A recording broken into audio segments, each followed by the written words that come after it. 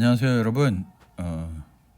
오늘은 3단원 물질대사의 중요성에 대해서 공부해 보도록 하겠습니다.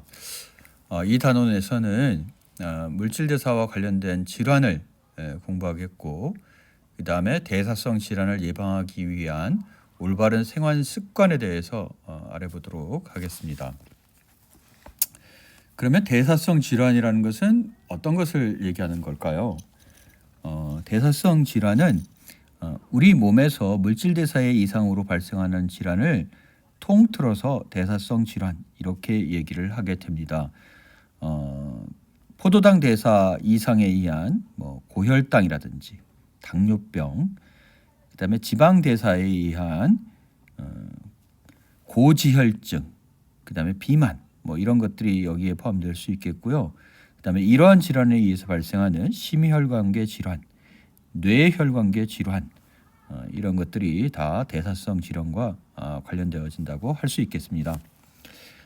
대표적인 예 중에 하나인 고지혈증은 고지질 혈증이라고 얘기를 하죠. 고지질 혈증은 그림 2-8에 있는 것처럼 혈액 속에 콜레스테롤, 중성 지방이 과다하게 들어있는 상태를 얘기하게 됩니다. 그래서 콜레스테롤이 혈액 속에 많이 있게 되면 이렇게 정상적인 혈관 내에 콜레스테롤이 이렇게 쌓일 수가 있게 됩니다. 이렇게 쌓이게 되면 평상시에는 정상적인 경우에는 혈액의 흐름이 이렇게 원활하게 되는데, 만약에 콜레스테롤이 쌓이게 되면 혈액의 흐름이 막히게 되겠죠. 혈액이 잘 흐르지 못하게 됩니다. 혈액의 흐름이 약해지게 되고 잘 흐르지 못하게 되는데, 이런 상태가 되면 혈압이 높아진다든지 이와 같은 일이 일어나게 되고, 이것이 좀 더 심해지게 되면 결국 혈액 흐름이 멈추고, 또 경우에 따라서는 혈관이 터질 수도 있는 이런 일이 일어나게 되겠죠. 그래서 필요 이상의 콜레스테롤이 혈액 속에 존재해서 혈관벽에 쌓이면 혈액의 흐름을 방해하고 그 결과 동맥이 경화되고 고혈압, 뇌졸중 등이 일어날 수가 있게 됩니다. 그래서 고지질 혈증은 대단히 중대한 성인병을 야기한다고 얘기할 수 있겠죠. 고지질 혈증에 걸리지 않도록 유의해야 될 것이 틀림이 없습니다. 물론 여러분과 같은 학생들은 그런 경우가 많지 않을 것 같고, 선생님처럼 나이 드신 분들은 항상 고지질 혈증에 걸리지 않도록 조심을 해야 될 것 같습니다. 그다음에 비만도 있는데, 비만은 내장에 이제 지방이 많이 쌓이게 되면 혈액 속에 지방산이 증가하게 되고, 그리고 간에도 지방이 쌓여서 지방간이 되게 되죠. 그래서 각종 성인병이 일어날 수가 있습니다. 조사 및 토의 해보기 보면 대사성 질환의 예로 고혈압의 증상을 보여주고 있습니다. 고혈압, 그러니까 아까 얘기했던 대로 혈관 내에 콜레스테롤이 쌓이게 된다든지 해서 이제 고혈압이 나타나게 되면 머리가 무겁고 아프다든지, 귀가 울린다든지, 눈이 충혈된다든지, 얼굴이 빨개진다든지, 어깨가 쑤시고 숨이 차고 가슴이 두근거리고 손발이 저리거나 부어오르는 이런 증상이 나타날 수가 있습니다. 이런 고혈압 증상이 지속되면 일상생활에 어떤 영향을 미치게 될까요? 여러분 한번 생각해 보세요. 어떤 증상이 이런 게 나타나면 어떤 영향을 미치게 될까요? 그러니까 고혈압 증상이 지속되게 되면 뇌혈관 혈압이 높아져서 어떤 약해진 그런 혈관이 터질 수가 있어요. 이런 일도 있게 되겠고, 그 다음에 심장 근육이 계속 강하게 수축을 해야 되겠죠. 혈관이 막히게 되니까, 혈액이 잘 흐르지 못하게 되니까. 따라서 심장에도 굉장히 큰 부하를 주게 됩니다. 심장이 비대해지고 여러 가지 심장 질환이 일어날 수가 있어요. 따라서 일상생활이 정상적으로 일어나기는 어렵다고 얘기할 수 있겠죠. 두 번째, 고혈압 이외의 대사성 질환에는 어떤 것들이 있나요? 고혈압 이외에도 대사성 질환은 당뇨병이라든지 그 외에 비만도 있겠고, 그다음에 혈색 소증 이런 것들이 여기에 있을 수 있습니다. 혈색 소증 같은 것들이 있을 수가 있는데요. 당뇨병 같은 것은 어떤 것이냐면 이자에서 분비되는 호르몬인 인슐린의 분비가 부족하거나 또는 인슐린의 작용이 필요한 근육이나 지방 세포 등이 인슐린에 적절하지 반응하지 못할 때 이제 나타나는 것이 당뇨병이라고 얘기할 수 있겠습니다. 한마디로 얘기하면 혈액 내에서 포도당이 검출된다 이런 얘기예요. 혈액 내에 뭐가 많아서 당이 많아서 그게 다 오줌으로 나오게 된다 이런 얘기가 되겠죠.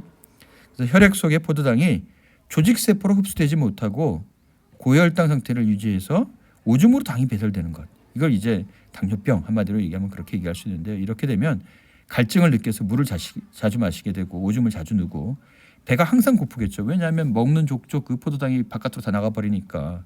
그다음에 몸무게도 줄어들고 뭐 이런 여러 가지 증상이 나타나게 됩니다.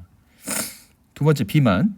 비만은 섭취한 음식물로부터 얻은 에너지 중에서 소모되고 남는 것이 체내의 지방으로 축적되어서 나타나는 것이 이제 비만이라고 얘기할 수 있겠어요.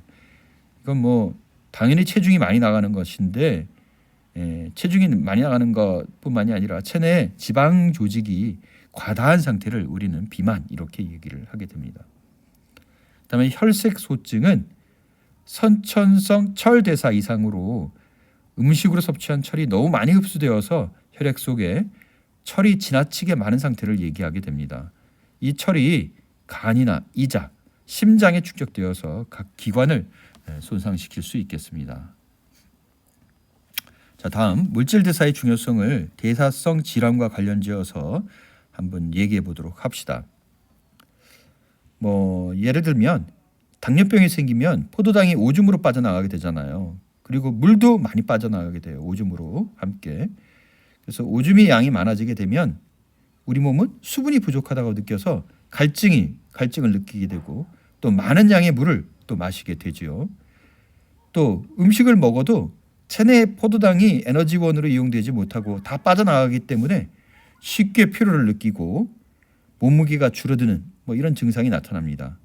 이와 같이 물질 대사에 이상이 생기면 체내의 화학 성분 전반에 영향을 미치기 때문에 여러 가지 물질이 좋지 않은 물질이 간이나 뇌에 축적이 될 수 있고 그 결과 각 기관에서 이상이 생길 수 있겠죠. 보통 대사성 질환은 물질 대사의 이상 현상이 오랜 시간을 두고 천천히 진행되면서 나타나게 됩니다.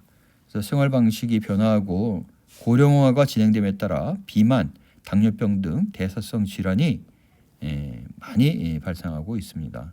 주로 이제 선생님처럼 나이 든 사람이 많이 생기지만 뭐 젊은 사람들에게도 간혹 나타날 수가 있겠어요. 여러분 어머니 아버지도 역시 마찬가지로 지금은 대사성 질환을 고민해야 되는 그런 아마 연세일 거라고 생각이 되어집니다. 다음 페이지 한번 보도록 하겠습니다. 그러면 이런 대사성 질환을 예방하기 위해서는 어떻게 해야 될까요? 뭐 가장 중요한 것은 운동을 열심히 하는 거죠. 운동을 열심히 하면 대사성 질환을 예방할 수 있는데 여기 이제 보면 사람이 이제 생명 현상을 유지하는 데 필요한 최소한의 에너지량을 보통 이제 기초 대사량 이렇게 얘기를 하게 됩니다. 그림 2-10에 볼 수 있는 것처럼 사람의 일일 총 대사량이 있는데 여기에는 기초 대사량과 그다음에 활동 대사량, 그다음에 음식물 섭취 시 에너지 소모량 뭐 이런 것들이 이제 사람의 일일 총 대사량이라고 얘기할 수 있겠어요. 그런데 이것이 적당히 균형을 이루면 좋은데 어떤 경우가 있을 수 있다. 그림 2-11에 있는 것처럼 제일 왼쪽에 있는 그림을 보면 음식물로부터 얻는 에너지량은 굉장히 적어요. 그렇죠? 이거 하나밖에 없으니까 굉장히 적은데 뭐는 많은 거냐?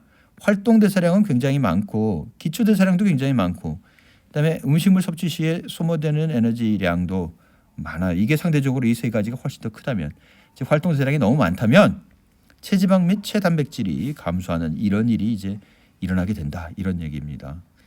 반면에 음식물로부터 에너지량이 너무 많으면 이게 너무 많으면 어떻게 되겠어요?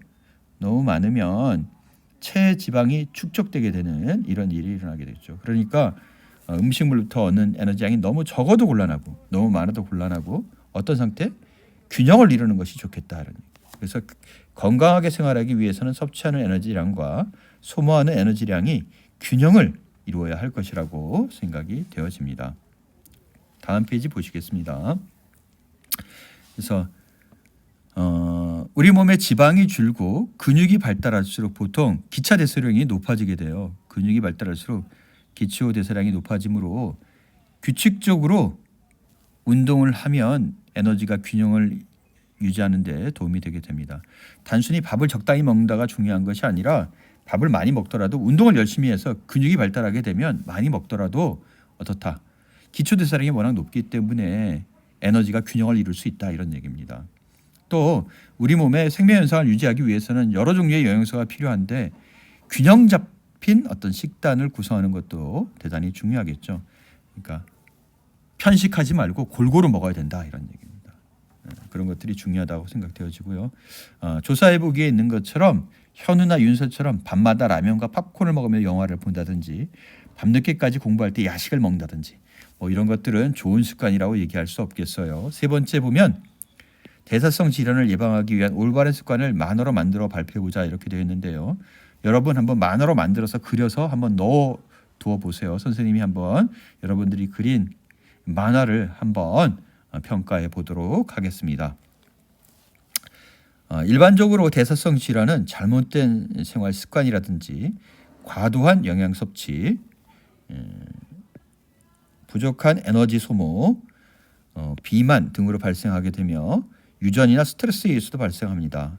대사성 질환에는 치료에 많은 시간과 노력이 필요하기 때문에 올바른 습관을 통해 예방하는 것이 중요하다고 생각합니다. 여러분 오늘 수업은 여기까지 하는 것으로 하겠습니다. 등교 수업을 할 때 다시 만나도록 하고요. 여러분 수고 많았습니다. 부활마하 화이팅! 고맙습니다.